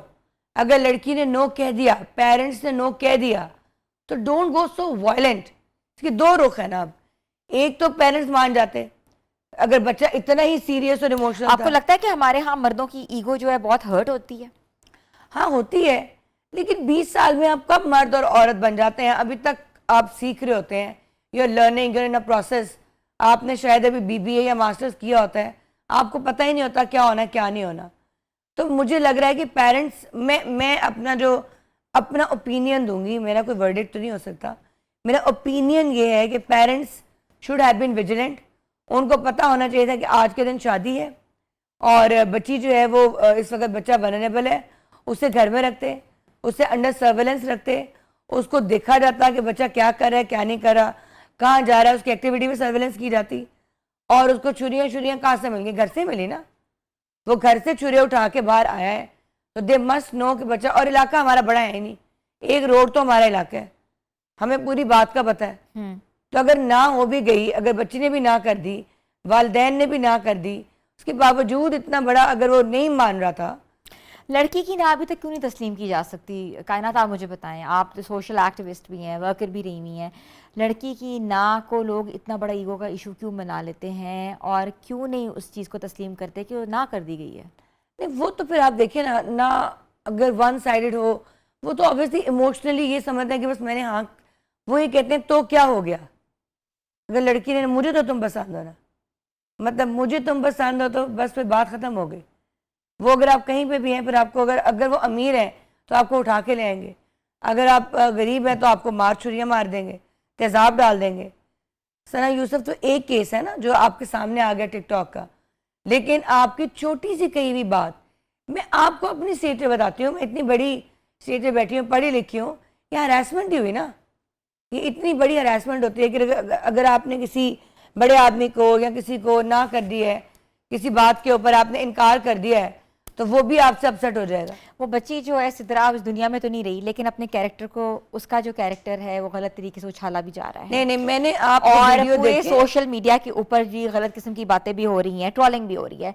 कायनात वो कैसे इस चीज़ को जस्टिफाई कर सकती है कि उसने कुछ किया ही नहीं है? देखिए मैं वहाँ खड़ी थी बिल्कुल, और मेरी वीडियो है, मैंने कपड़े पहने, आप चला भी सकते हैं, मेरी इजाज़त है। मैंने उस वीडियो को वायरल किया, सब ने देखा है कि किसी की माँ बहन बेटी के ऊपर इल्ज़ाम लगाने से पहले कंफर्म कर लें कि इफ शी हैड फॉल्ट। ये बात तो मैंने कही है, आई डिड इट, और वहाँ खड़े होकर कही है और वाक़े के वक़्त कही है। अगर 5 साढ़े 5 बजे वाक़या, अभी पुलिस सफाई कर रही थी, अभी the blood was being cleansed, अभी वहाँ पे टीमें मौजूद थी 1122 की, और मैंने ये बयानिया वहीं पे खड़े होकर उसी वक्त दिया है। और टिकटॉक तो देखें एक तरीका है, वही वाली बात होगी, सोशल मीडिया का सही इस्तेमाल भी है, गलत भी है। अब वो स्टोरी मिल गई है, आप उसके ऊपर बातें करेंगे, अब वो शोर मचाएंगे, डजंट मैटर, अल्लाह के हैं। और ये स्टोरी जो है कितने साल में रेट होंगी? नहीं ये तो अब उनका पूरा खानदान समझे खत्म हो गया है ना, खत्म हो गया। वो तो अब आप हमारे इलाके में तो एक मुमकिन नहीं है कि उन्हें माफ़ी भी मिल सके माँ बाप को, बच्ची के माँ बाप को और उसके बाकी बहन भाइयों को इससे निजात मिल सके, या बाकी रिश्तेदारों को निजात मिल सके। उनको सजा मिल गई उनको, ये तो उनको तो जिंदगी भर का अजाब मिल गया, सजा मिल गई है, and they can not get release from this. लेकिन पुलिस भी कर रही है कोशिश, हमने भी बहुत की, लेकिन ये जितनी बातें हैं, मैं टीवी पर ऑन एयर ये बात सबको बताना चाहती हूँ। मैं वाक़े पर मौजूद थी, मैंने आंखों से देखा है, आंखों देखा हाल है। ना का मतलब ना ही होता है, और इसको एक्सेप्ट करना सीखें। कोई आपको नहीं पसंद करता, आपका नहीं है कोई फ्यूचर, तो इट्स ऑल राइट, जबरदस्ती कत्ल मत करें दूसरे को, डिस्कशन कर लें, डिले कर लें। माँ बाप को भी चाहिए कत्ल तक तो ना लेके जाए कि बच्ची वो भी इतना तो ना आगे चले जाए। दर्दनाक चीज है उस माँ बाप के लिए। क्योंकि हमारे इलाके में, मैंने आपको पहले बताया था पिछले मेरे इंटरव्यू में, कि वो धाती से घास काटते हैं तो वो छुरा भी मार सकते हैं, उसी उनको डर नहीं लगता। एक गन से गोली लगना और एक प्रॉपर जिबा होना कितना मुश्किल काम है। और जिस तरह से वो बेचारी दुल्हन बन के और पड़ी हुई है, आप सामने, मुझे कई रातें नींद नहीं आई, it was so disturbing. I know कि आप खुद भी हो सकते हैं। और उस सैलून से कभी कभी लड़कियां मुझे भी तैयार करने आती हैं, मैंने जाके उस औरत का प्रॉपर इंटरव्यू लिया, उस बेटी का लिया, और कोई ऐसी बात नहीं थी। वो कह रही थी कि मुझे सैलून वाली ने बताया, मेरा इंटरव्यू भी है ये और उसका भी मेरे पास है, कि वो मुझे कह रही थी मुझे यहाँ लाइन, जैसे हम कहते हैं लाइन लगा दें, नीचे से यूँ कर दें, यूँ तैयार कर दें। वो पसंद से तैयार होकर कंफर्टेबली बैठी हुई है, और सैलून किसी गली में नहीं है कि रोड पक्का रोड पे है, मेन रोड पे प्रॉपर बड़ा सैलून है, कोई ऐसा हिडन जगह नहीं है। अगर लड़की ने जो भी सोशल मीडिया पे उसे कॉल आउट कर रहा है, वो भाग जाती। वो आया लड़का सैलून, वो अपने आप को कत्ल करवाने की बजाय उठती और वो वहां से उसके साथ चली जाती, खत्म हो गई बात। बड़े लोगों ने ये भी किया है, हमारा तो सराइकी इलाका है, लोग उठते हैं भाग जाते हैं। उन्होंने नई शादियां करनी होती वो छोड़ के चले जाते हैं। लोगों ने मुझे बहुत गालियां दी हैं कि आप माँ बाप को कैसे जिम्मेदार ठहरा सकती हैं। कौन जिम्मेदार है फिर? एक 20 साल के बच्चे का जिम्मेदार कौन है? माँ नहीं है, बाप नहीं है, बहन नहीं है, भाई नहीं है, कौन है रिस्पॉन्सिबल? सोसाइटी जिम्मेदार है। अब हर जवान लड़की लड़के के साथ एक कांस्टेबल लेके भेजें, ये क्या एक्टिविटी कर रहे हैं। उनके मोबाइलों में जो है ऐप्स इंस्टॉल की जाए, क्या किया जाए? मोबाइल आपने लेके दिया होगा, आप वालिद हैं। छुरे के लिए पैसे आपने दिए होंगे, आप वालिद हैं। आप आए, आप मफरूर क्यों हैं? आए आके जवाब दें। अगर आपका बेटा का कोई कसूर नहीं है, आपका कोई कसूर नहीं है, आपने रिश्ता नहीं मांगा, आपको कोई डेटा नहीं है, आप आए, थाना आपका इंतजार करे, आपके ऊपर FIR कराई गई है, आए आप। मैं कायनात रज़ा आपको कॉल आउट करती हूँ, आप मेरे डेरे पे आए, आके हमें बताएं। उस वक्त तो आप खड़े होकर कह रहे थे, मैं वही मौजूद थी, आप शोर मचा रहे थे कि ये हो गया वो हो गया, हमने तो कुछ कहा नहीं है। ये सारी हकीकतें वहाँ करें जहाँ पे मैं मौजूद ना हूँ। मैं वहाँ मौजूद हूँ, वहाँ की लीडर हूँ। आप गई नहीं थी तो और आप मैं मौजूद खड़ी थी। थी, तो मैं मौजूद थी, मैं वाक़े पे मौजूद थी। मुझे पूरा वाक़या सानहा मेरी आंखों के सामने है। वीडियोस और क्लिप्स मेरे फ़ोन में मौजूद हैं, मेरे सोशल मीडिया हैंडल में मौजूद हैं। और ये बयान जो आपने कहा कि लड़की बेकसूर है, वो भी मौजूद है। तो ये सारा कुछ लोधरा वालों ये ना करो अपने साथ। बड़ी मुश्किल से मिलती है इज्जत। एक जहांगीर खान तरीन ने तुम लोगों की इज्जत बनाई है और एक मैंने। बिल्कुल। इसको मिट्टी में मत मिलाओ। इससे पहले तुम लोग जाने नहीं जाते थे, इस नक्शे पे तुम लोग मौजूद नहीं थे। मैं तुम सबको वार्न कर रही हूँ, टिकटॉकर्स को एक एक को पकड़वाएंगे हम। फिर जो टिकटॉक के ऊपर हमारा नाम बदनाम करे इलाके का, हाँ ना हमारा इलाका ऐसा है, ना लोग ऐसे हैं, और ना ही वसेब ऐसा है। तुम लोग हमें बदनाम करा रहे हो। What's the point? जाने वाला चला गया, कहानी खत्म हो गई है। और दीन भी इजाजत नहीं देता। दीन में भी निकाह में पूछा जाता है कि हाँ भाई कबूल है, कबूल है, कबूल है। अगर नहीं कबूल तो ज़बरदस्ती कहाँ से कबूल करवा दें। और ऐसी कई शादियाँ जो कबूल के बगैर हुई हुई हैं, वो डॉरी सिस्टम के ऊपर हुई हुई हैं, वैसे हुई हुई हैं, वडेरा सिस्टम के ऊपर हुई हुई हैं, पर वो सक्सेसफुल नहीं है। तो माँ बाप अगर कहीं और उसका बेहतर मुस्तकबिल करे, और हर इंसान को राइट है वो अपना मुस्तकबिल बेहतर करे, वो अपने लिए अच्छे से अच्छा चूज़ करे। तो इसलिए अगर वो कोई बेहतर चूज़ कर रही थी, अपने लिए कोई अच्छा साथी कोई बुरी बात नहीं थी, तो कोई राइट नहीं बनता किसी को वो उसे कॉल आउट करे। और जो लोग ये बातें करें वो मौजूद थे, वो अपने लाइक्स और फॉलोअर्स और टिकटॉक से लिए करेंगे। ये तो मुझे आपसे पता चला कि टिकटॉक के ऊपर इतनी बातें हो रही हैं। अच्छा, वो लड़की के वालिद ने भी ये बात की है कि वो लोग टिकटॉक बना रहे हैं, घर में आके हमें डिस्टर्ब कर रहे हैं, या ऐसी जो टिकटॉक्स में उनके वालिद और बच्ची की जो तस्वीरें हैं वो भी शामिल की गई हैं। नहीं, अगर तो ये देखें, दिस इज़ विद कंसेंट, पहली बात तो ये है। एंड इस बारे में तो I definitely take an action right now. अभी ही मैं DPO साहब से, तारिक साहब से दरख्वास्त यहाँ भी करती हूँ, और मैं पर्सनली उन्हें फ़ोन करती हूँ कि अगर वो इज़ नॉट वो अलाउ नहीं कर रहे, फिर क्यों बन रही है, वो तो हम सारी डिलीट करवा देंगे, वो तो कोई मसला नहीं है। वो तो we will get rid of all of that data from the TikTok. वो तो 1 मिनट में डिलीट होने वाला मसला है, क्योंकि इलाका छोटा है, हमें पता होता है कौन कौन है। वो तो हम उड़वा देंगे सारी की सारी। और अगर उसकी फजूल वीडियोस बना रहे हैं, पता नहीं इन्होंने अल्लाह को जवाब नहीं देना। उन बच्चों के माँ बाप अब कहाँ हैं? अब मैं उनसे पूछूंगी, फिर वो लड़ेंगे मुझसे। जो बच्चे टिकटॉक अकाउंट्स पे ऐसी वीडियोस बना रहे हैं, कल को उनकी बेटी, उनकी बहन, उनकी किसी रिश्तेदार के साथ ये वाक़या पेश आया, या उनके अपने साथ उनके बच्चे को किसी से प्यार हो गया तो छुरी मार दी, ये तो सानहा बन गया है। बल्कि अगले ही दिन, चलो ये तो एक वाक़या ना, अगले ही दिन एक और लड़के ने जो कि इससे बड़ी उम्र का था, शादी से इनकार पे वो गंदम की गोली खा ली। वो भी वाक़या आया है, बिल्कुल। अच्छा, उसने गंदम की गोली खोली है और गंदम की गोली खा ली है और उससे सुसाइड कमिट कर ली है। अब जो अल्लाह ताला ने जिंदगी की नेमत उसे दी थी, जिंदगी उसे दी थी, वो खा गया अपनी जिंदगी, और अपने आप को जो उसने जो है ना मौत के मुंह चढ़ा लिया। What about rest of his life? आपको 60 साल मिले हैं जी, 60 साल। आपने उसके अंदर पढ़ाई भी करनी है, अपनी और जिम्मेदारियां भी करनी है, आपने शादी भी करनी है, बच्चे भी करने हैं, अल्लाह और अल्लाह का नबी भी राजी करने हैं, 5 अरकान भी पूरे करने हैं। एक पसंद की शादी ही रह गई है जिसके ऊपर आप कत्ल और गारत पे उतर आए हैं। माशरे में सोशल मीडिया ने इतना बुरा इम्पैक्ट डाला है, मैं सोच भी नहीं सकती थी कि टिकटॉक के ज़रिए, फेसबुक के ज़रिए इस तरह के घिनौने क्राइम किए जाएंगे कि जो कि हमें आकर शर्मिंदगी से डिस्कस करने पड़ेंगे। क्राइम तो पहले भी होते थे, जी बिल्कुल, लेकिन इज्जतें नहीं उछाली जाती थी। जी जुर्म तो थैंक यू मुआशरे में सो मच हमेशा से कायनात, है। आप बहुत अच्छी बात कर रही हैं और आपने मैसेज दिया है उस तमाम इलाके के लोगों को, और वसेब जो कि एरिया जिसको कहते हैं सदर्न पंजाब का एरिया, जहाँ जो है इट्स एन अर्बन एरिया, मगर वहाँ अगर टिकटॉक्स बनाई जा रही हैं एक ऐसे वाक़े के ऊपर, ये भी बहुत शर्मनाक बात है। और वाकई आपने निशानदेही उन वालिदैन के ऊपर कि उनकी प्रोबेबिलिटी जो है वो कौन करेगा। और thank you so much. Accountability should be there. हाँ बिल्कुल, और वो पेरेंट्स की ही अकाउंटेबिलिटी बनती है। है। इतने जवान बच्चों को नहीं पता होता उनका क्या मुस्तकबिल है, क्या करना है। अभी तो डिग्री नहीं समझ आती क्या करनी है। पेरेंट्स मुझे कॉल आउट कर रहे हैं, मुझे रीच आउट कर रहे हैं, मेरी फेसबुक पे लिख रहे हैं जब मैंने सारा केस हैंडल किया है कि पेरेंट्स का क्या कसूर है, किसका कसूर है। मेरा बच्चा कोई गलती करेगा, माँ बाप मेरा मेरा कसूर तरबियत है। का कसूर है, माँ बाप जहाँ जहाँ गैप्स छोड़ते हैं वहाँ वहाँ कसूर है, माँ बाप छोटी उम्रों में मोबाइल्स पकड़ा देते हैं। हाँ। और ये भी नहीं देखते कि उनका बच्चा मोबाइल पे कौन सी एक्टिविटी कर रहा है, क्या कर रहा है, और घर से क्या लेके जा रहा है। हेल्थ के ऊपर कितना फ़र्क पड़ रहा है, ये सब चीज़ें देखना हमारा काम है। तो व्यूअर्स, आज का प्रोग्राम जो है वो ख़त्म होता है, और हम मिलेंगे कल नए प्रोग्राम के साथ। और अपनी होस्ट हिना सलमान को इजाज़त दें, तब तक के लिए अल्लाह हाफ़िज़।